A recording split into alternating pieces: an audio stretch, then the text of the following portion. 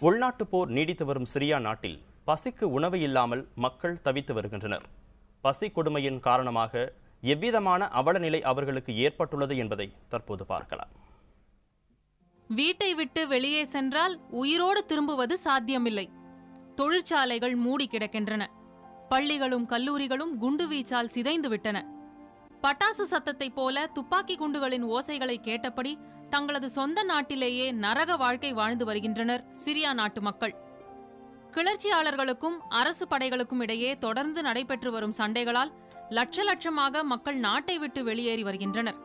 மாட மாளிகைகளில் வசதியற்றவர்கள் கூட இப்போது ஊரும் வீடுமற்ற அகதிகளாக தெருவோரங்களில் வாழ்ந்து வருகின்றனர். கல்வி, சுதந்திரம் என பல உரிமைகள் பறிபோன நிலையில் சிரியா மக்களுக்கு தற்போது பெரும் பிரச்சனையாக உருவெடுத்துள்ளது உணவு பஞ்சம். அச்சுறுத்தல்கள் காரணமாக தன்னார்வ அமைப்புகள் வெளியேறி வருவதால் மக்களுக்கு சாப்பிட எதுவும் கிடைக்கவில்லை. உணவு பிரச்சனையால் புனித விழாக்கள் கூட இவர்களுக்கு பசியும் பட்டினியுமாகத்தான் கழிந்து போகின்றன. இந்த நிலையில் பசியால் சாவதை விட உண்ணத்தகாத விலங்குகளாக இஸ்லாமியத்தில் குறிப்பிட்டுள்ள நாய், பூனை, கழுதை போன்ற விலங்குகளையாவது சாப்பிட்டு உயிர் வாழுங்கள் என்று மதகுருக்கள் மக்களை அறிவுறுத்தியுள்ளனர்.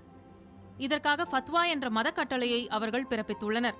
உயிருடன் விலங்குகள் கிடைக்காவிட்டால் குண்டுவீச்சில் இறந்து போன விலங்குகளை கூட உண்ணலாம் எனவும் மதகுருக்கள் கூறியுள்ளனர். இதே நிலை தொடர்ந்து நீடித்தால் மனித உடல்களை மனிதர்களே உண்ணும் மோசமான சூழல் கூட உருவாகலாம் என மதகுருக்கள் எச்சரித்துள்ளனர்.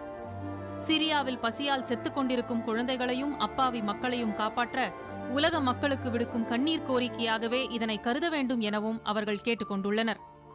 புதிய தலைமுறைக்காக தேவிகா.